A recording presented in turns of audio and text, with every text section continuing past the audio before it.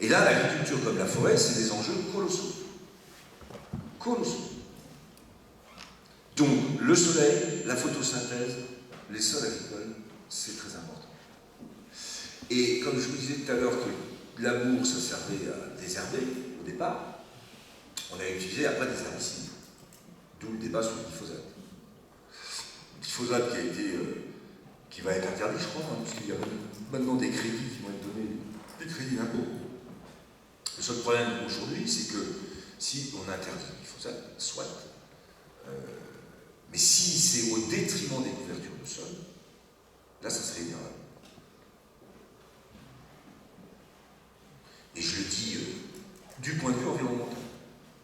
Parce que l'avantage qu'il y a avec un désherbant de ce type, multiple, total, c'est que vous pouvez gérer les adventices, hein, les mauvaises herbes, en une fois, alors que si c'est pour trouver des processus qui vont faire plusieurs herbicides pour pouvoir traiter chacune des mauvaises herbes, c'est pas très bon, ni en termes de quantité utilisée, ni en termes d'efficacité. Il faut savoir qu'on pouvait utiliser du glyphosate jusqu'à 3-4 litres par hectare, 5-6 litres quelquefois. C'est-à-dire c'était ridicule, même en film, on utilisait du glyphosate. Les plus gros consommateurs étaient ceux qui désherbaient. Alors qu'on peut s'en passer. Et qu'on peut réduire la consommation de glyphosate au juste à ce qui est utile, c'est-à-dire moins d'1 litre par hectare et par an.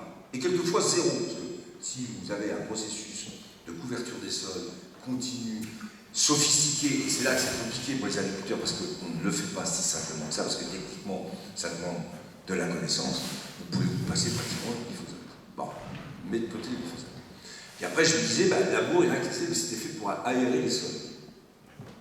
Et alors là, la nature, elle n'est pas si mal faite que ça, puisqu'il y a des animaux qui peuvent travailler à notre place et bien plus profond qu'un socle de choc. C'est les vers de terre, dits lombriques. Eux, ils bossent tout le temps. Pas de problème de sécurité sociale, de 35 heures, de débats syndicaux. Eux, c'est 24 heures sur 24. Et à chaque fois que vous passez sur un champ, il faut toujours dire bonjour camarade dès que vous voyez un petit lombric qui sort, parce que c'est comme ça que ça passe. Et c'est la biodiversité. Et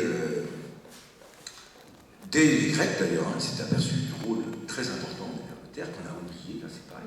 Quand on est capable de considérer qu'on va se passer des apports de la nature, on oublie tout ça. Et quand on commence à renverser le problème, qu'est-ce qui pourrait être utile pour produire? Là on s'aperçoit qu'il y a plein de choses qui peuvent être utiles. Je prends l'agroforesterie, qui peut permettre d'avoir des auxiliaires à la culture pour éviter justement d'utiliser des phytosanitaires. Et vous le savez, ça s'est développé après le remembrement des années où on est passé du cheval au tracteur, hein, et du tracteur, du petit D22 aux 300 chevaux aujourd'hui, parce que les anciens dans la salle, je les vois, mais allez dans un comice agricole et regardez les vieux tracteurs par rapport aux nouveaux. Vous comprenez d'ailleurs pourquoi sur les petites routes de campagne, maintenant on n'arrive plus à circuler, parce que quand il y a un gros tracteur, il prend toute la place. Quand dans le temps, la Sarthe, tu avais un 60 chevaux, c'est que tu étais un gars riche. Aujourd'hui, on dira, t'es un petit agriculteur. Je ne parle même pas parce que des D22 ou des Super 7 ou des petits gris, hein, qui n'étaient pas les escapots, mais je vois qu'il y a des connaisseurs, un tracteur de petits gris. Tout ça, c'est un processus d'investissement et de capital très important qui fait que l'agriculture investit beaucoup, a une structure de bilan d'exploitation qui s'apparente plus à l'industrie lourde qu'à un système artisanal, et qui fait que rémunérer le capital plus le travail, ça devient extrêmement compliqué. Donc, le facteur naturel doit redevenir un facteur important dans la fonction de production. C'est ça pour moi l'essentiel. Et dans le facteur naturel, il y a le soleil, la couverture des sols, tous les auxiliaires qui sont dans les sols, qui peuvent être utilisés, la pollinisation avec les abeilles, bien entendu. Mais l'agroécologie, c'est changer le principe. Je regarde sur un système pédoclimatique, c'est-à-dire sol plus climat, ce qui est utile pour ma production. Et c'est là-dessus que je m'appuie. Et je m'adapte à chaque système pédoclimatique. Et à partir de là, je ne viens compenser que ce dont j'ai besoin pour pouvoir produire. Mais je ne commence pas par dire j'ai besoin de rien, j'achète tout à l'extérieur. Parce que ça coûte très cher. Et ça finit par être extrêmement polluant. C'est ce que je vous disais tout à l'heure. Chimie plus matériel plus génétique, ça coûte cher pour l'agriculteur. Et ce qui me frappe de temps en temps, quand j'ai des débats avec les syndicats agricoles, en particulier ceux qui sont plus productifs, c'est toujours d'aller chercher ailleurs des solutions que l'agriculteur devrait pouvoir trouver, le cultivateur. Parce qu'il faudrait revenir à l'idée de cultivateur. Parce que derrière cultivateur, il y a cultiver. Et dans cultiver, il y a connaissance. Et d'ailleurs, l'agriculture s'est appelée la culture, est devenue agriculture, parce que derrière, c'était de la connaissance. Et plutôt que d'avoir du capital, il vaut mieux avoir de la connaissance. Ça, je pense que c'est un point important. Et l'agroécologie, ça nécessite beaucoup de connaissances. Et c'est pour ça que j'ai eu beaucoup de contacts avec l'ancien président des Cubains qui est ici dans la salle, qui est chillonné, hein, c'est ça hein, il ne pas de moi, hein, il me connaît bien, hein, Stéphane. Parce que les Cubains, c'était on mutualise le matériel. On essaie d'éviter d'accumuler du capital dans chaque exploitation. On se dit, après tout, puisqu'on utilise des coopérateurs, on va s'en prendre un et puis on va se le partager. Et bien là, la nature, c'est pareil. On a un écosystème, on va se partager. Et on va travailler avec cet écosystème pour mutualiser tous les effets bénéfiques qu'on peut chercher. Et dans le débat agricole aujourd'hui, c'est cette voie-là qu'il faut développer. On n'est pas simplement sur le débat chimie, zéro chimie, qui était le débat conventionnel bio, parce que la bio est sans chimie. Et d'ailleurs, la bio labourée aussi, hein, beaucoup. Et dans les débats qui existent aujourd'hui, il y a aussi cette question du non-labo qui commence à se poser pour la bio.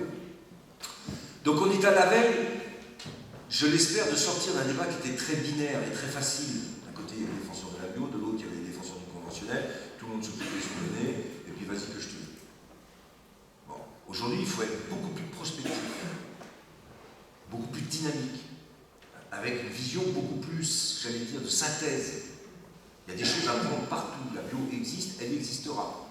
Et elle va continuer à exister. Sauf que, aujourd'hui, vous allez pouvoir arriver à avoir des productions agricoles dans des bâtiments, c'est ce qu'on appelle l'agriculture verticale, avec des filtres qui feront qu'aucun parasite ne rentrera dans le bâtiment. Vous utiliserez zéro phyto, zéro chimie, et vous commencez à avoir d'ailleurs des fruits et des légumes, zéro phyto, zéro chimie.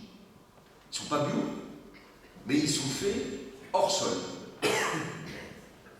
Et que la question de demain, et c'est pour ça que l'agroécologie est importante, c'est le lien qui doit rester avec le sol.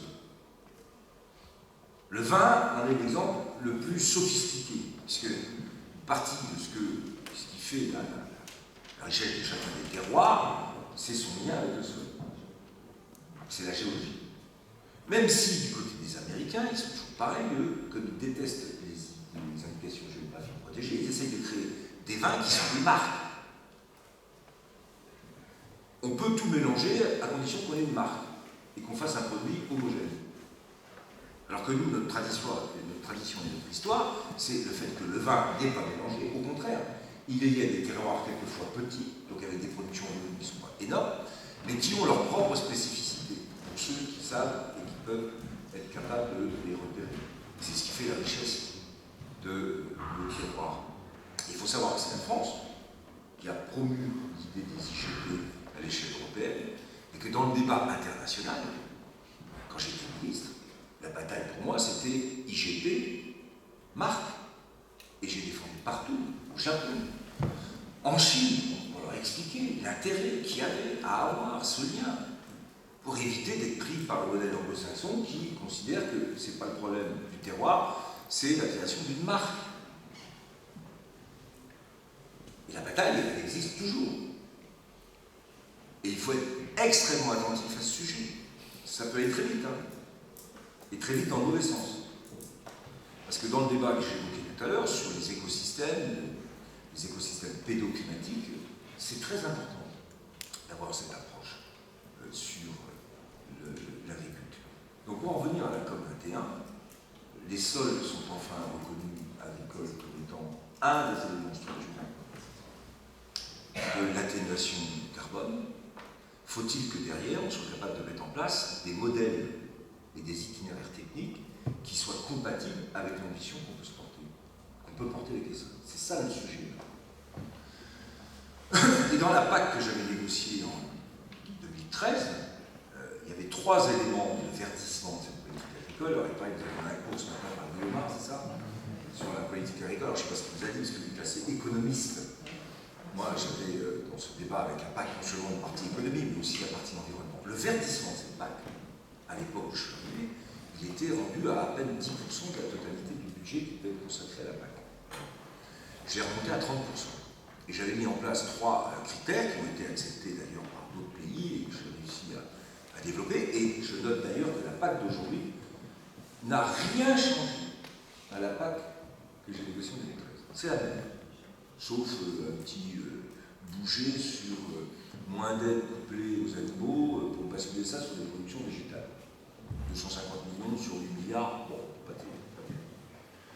Mais sur le verdissement, il y a 3 enjeux. Il y avait des surfaces d'intérêt écologique, c'est-à-dire qu'est-ce qui écologiquement est intéressant de sauvegarder, en particulier des arbres, des zones humides, voilà, des zones d'intérêt écologique, des ZI, si vous voulez. Il y avait la diversification des couvertures de sol, au moins 3 sur les productions végétales. Là, déjà, on essayait de faire en sorte que les rotations tournent et qu'on ait des productions qui soient différentes pour faire jouer justement les possibilités qui sont offertes par plusieurs productions pour éviter d'utiliser de la chimie. Et puis le maintien des prairies permanentes. Et ça, c'est pas rien. Parce qu'en fait, c'est ce que je vous disais tout à l'heure, mais c'est ce qu'a dit Christian Huyghe, si on stocke du carbone dans les sols, et en particulier les prairies stockent du carbone, il faut éviter de retourner les prairies. Parce que alors tout ce qui est stocké, ça repart. Et d'ailleurs, le problème de permafrost, je ne sais pas si vous avez entendu sur le réchauffement climatique, c'est que dans les grandes zones du nord, les grandes zones gelées, jusqu'ici, cette terre gelée stockait du méthane, du carbone, hein, et que la cause qui est engagée sur la lutte contre le réchauffement climatique, c'est d'éviter que ces surfaces énormes finissent par relarguer tout ce qui était stocké pendant des milliers d'années. Alors du gaz, et puis quelquefois aussi, et c'est là que c'est inquiétant, des virus qui peuvent être stockés, ressortir, et qui seraient à ce moment-là extrêmement dangereux. Donc les sols sont, à ce titre, un point très sensible du débat sur la lutte contre le réchauffement climatique, et dans le domaine de l'agriculture, plus les sols ont de la matière organique, donc plus ils ont de carbone, plus ils sont fertiles. Et c'est là où c'est intéressant. C'est dans le débat sur l'alimentation du monde, débat qui consiste à dire on n'arrivera pas à nourrir toute la planète. Aujourd'hui, on a 800 millions d'êtres humains qui souffrent de la faim, clairement, souvent pour des causes qui peuvent être non liées à la production directement agricole. Mais quand même, en gros, depuis jusque dans les années 2000, on était à 1 milliard d'êtres humains, 800 millions, 1 milliard qui souffraient de la faim. Mais c'est ce que j'ai toujours dit aussi pour bien faire comprendre le fait que l'augmentation de la production agricole a quand même permis d'éviter des famines, c'est que c'était 1 milliard sur 4 milliards, 1 milliard toujours sur 6 milliards, 1 milliard aujourd'hui sur 7 milliards. Ce qui n'est pas pareil. Donc, d'augmenter la production, ça a une utilité quand même. Même si on voit bien que le modèle qui a été utilisé pour l'augmenter est aujourd'hui arrivé au bout de son cycle. Et qu'il faut en trouver un autre. Par contre, j'attire l'attention sur le fait que si on part sur le principe de l'idée que j'ai évoquée au début, je baisse la production pour être environnementalement irréprochable. Si je prends le vin, le nombre d'hectos par hectare a beaucoup baissé. Pour faire de la qualité. Qu'est-ce qui a compensé la baisse du volume produit? C'est la qualité meilleure et le fait qu'on vendait plus cher. Mais si vous ne pouvez pas vendre plus cher, et vous baissez de 30, 40, 50, 60% de production, à ce moment-là, c'est l'agriculteur qui ne peut plus s'en sortir. Et c'est pourquoi, par exemple, le prix de la bio est plus élevé que le conventionnel, Parce qu'à l'hectare, le rendement est plus bas. Et donc, pour avoir le même revenu, il faut payer plus cher. Vous avez d'ailleurs vu que le développement de la production bio en lait fait qu'aujourd'hui, il y a une production beaucoup supérieure à la demande et que le prix du lait bio est en train de baisser. Et à ce moment-là, c'est tout l'équilibre économique qui vole en éclats. Et je me battais contre les ministres, parce que certaines ministres avaient évoqué l'idée qu'il fallait rendre accessible la bio à tout le monde en faisant baisser les prix. Je me attendez, déjà qu'on a eu, moi, quand j'ai été ministre, les agriculteurs ont traversé 6 crises. La viande, les prix, d'ailleurs c'est toujours pareil. Le lait, ça a remonté, la crise du porc, la crise des œufs. Hein, la grippe aviaire sur les canards. Enfin, moi j'en ai. Enfin, les agriculteurs, je sais, je me dis, là je trouve qu'ils ont passé 5 ans, on peut être tranquille, à part un gel. Il n'y a pas eu une grippe aviaire là, qui est arrivée, mais moi c'était crise sur crise. Chute des prix, l'incapacité des agriculteurs de dégager un revenu. Mais si on est sur le principe de baisser la production, vous voyez bien que ça a une conséquence en termes de revenus pour les agriculteurs. Et ça, on ne dit jamais. Moi, je suis pour la bio, et tout le monde vous dira, on a doublé la surface de bio. Pendant mon mandat, j'entendais le ministre de Normandie qui disait aussi qu'il avait doublé. Moi aussi, je l'ai dit, oui, je l'avais doublé, 1 million à 2 millions d'hectares, très bien. Ça ne résout pas le problème. Et on ne peut pas, contrairement à ce que j'ai entendu quelquefois, avoir comme principe, c'est la bio pour tout le monde. Parce que, en céréales en particulier, vous êtes à moins 50, moins 60 en termes de rendement. Ça veut dire que vous perdriez 50% à 60% de votre production à l'échelle française. Les conséquences, c'est où on importe beaucoup, où le prix augmente beaucoup. Et quand vous êtes sur les céréales, c'est le prix du pain. Vous avez qu'à regarder déjà avec l'augmentation des prix là, et le pain, ça commence à devenir problématique. Donc ceux qui imaginent des modèles comme ça, ils ne se rendent pas compte des conséquences sociales que ça peut avoir. Donc, j'en reviens à ce que je disais, il faut être capable de gérer l'environnement, d'être efficace économiquement et d'être structuré socialement pour réussir le changement qui est devant nous et qui est inéluctable. Ceux, et donc tu l'as dit, qui laissent croire que mais non, il n'y a qu'à attendre et puis on verra, ils sont complètement décalés. Ceux qui disent qu'il faut radicaliser les positions sont aussi décalés, parce que si on veut réussir cette transition, au contraire, il faut emmener tout le monde. Il faut que tout change. Et pas pour ne rien changer, justement.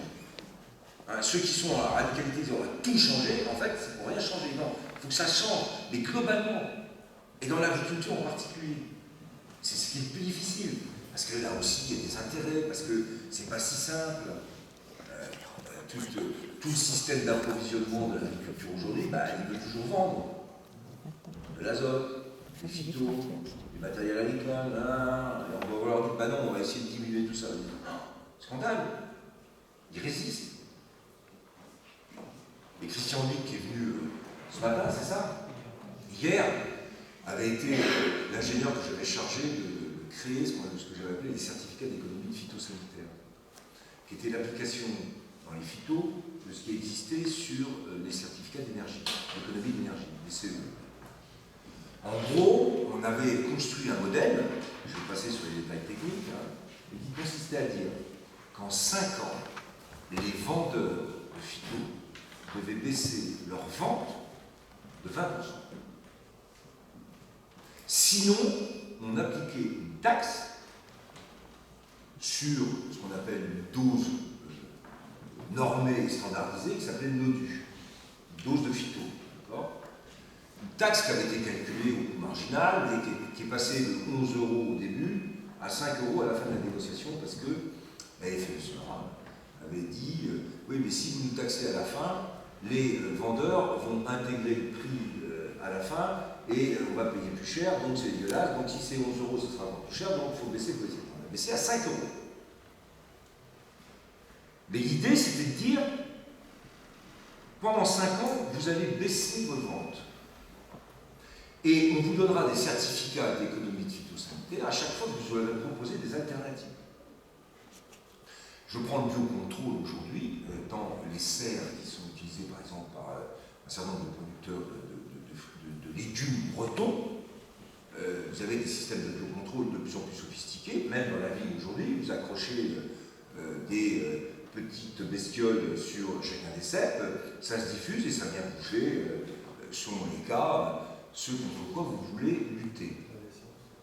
Et bien ça, un certificat comme ça, à chaque fois que vous vendez une alternative en phyto, vous avez gagné un certificat d'économie de phytosanitaire. Les 20% étaient très faciles à atteindre. Pour qui voulait simplement s'en donner un tout petit peu la peine. Qu'est-ce qu'ils ont fait? Eh bien, j'ai eu un recours au Conseil d'État. De qui? De l'Union des industries des phytosanitaires, de COP de France, là, qui, parce que c'était eux qui prenaient en charge la baisse, alors qu'on leur proposait en plus des alternatives, eh bien, ils n'ont pas voulu. Je me suis fait retoquer mes certificats d'économie phytosanitaire, je les ai remis à la fin, il était 2017, il était grand temps de se dépêcher, puisque ça allait bientôt se terminer pour nous.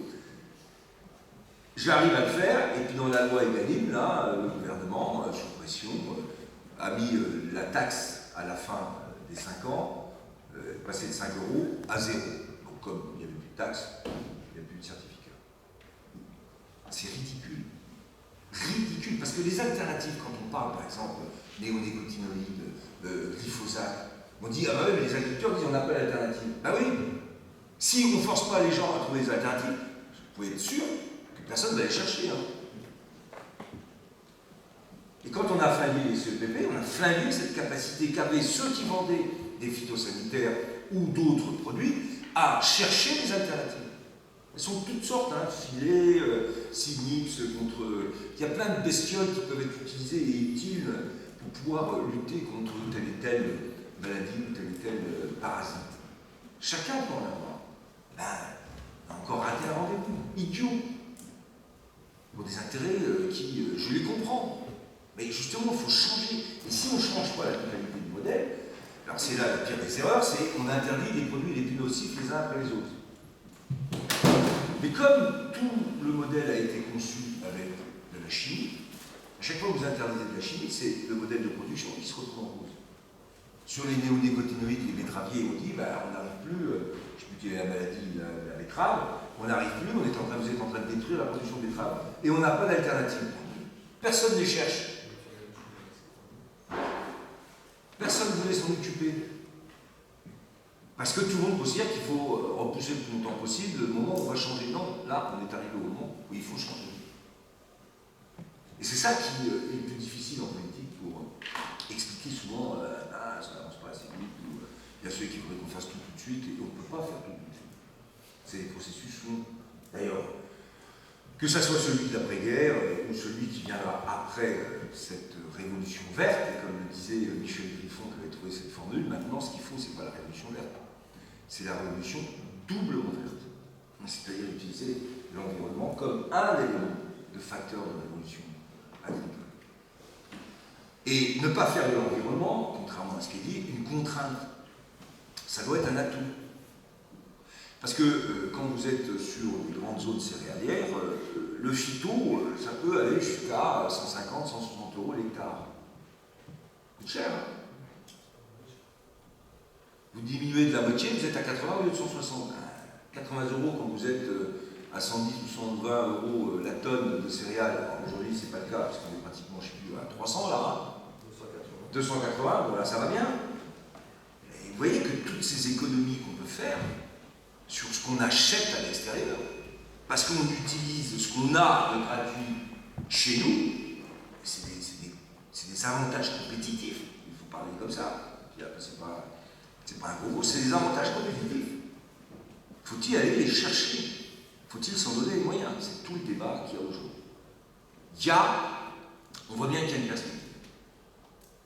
Contrairement à ce que dit, moi je pense qu'il y a des perspectives de sortie du risque de réchauffement planétaire catastrophique. Si on ne fait rien, c'est sûr qu'on va y aller. Mais si on s'y met, on sait qu'on peut le faire. Et on peut le faire avec la volonté d'assurer la durabilité des systèmes, c'est-à-dire d'avoir des économies qui fonctionnent, d'avoir des systèmes sociaux qui sont financés et d'avoir un environnement qui est préservé. C'est ça le sujet de l'agriculture aujourd'hui. Et voilà ce que je voulais vous dire. Après, il y a des questions, je ne sais pas, sûrement. Non. Bon, ben voilà.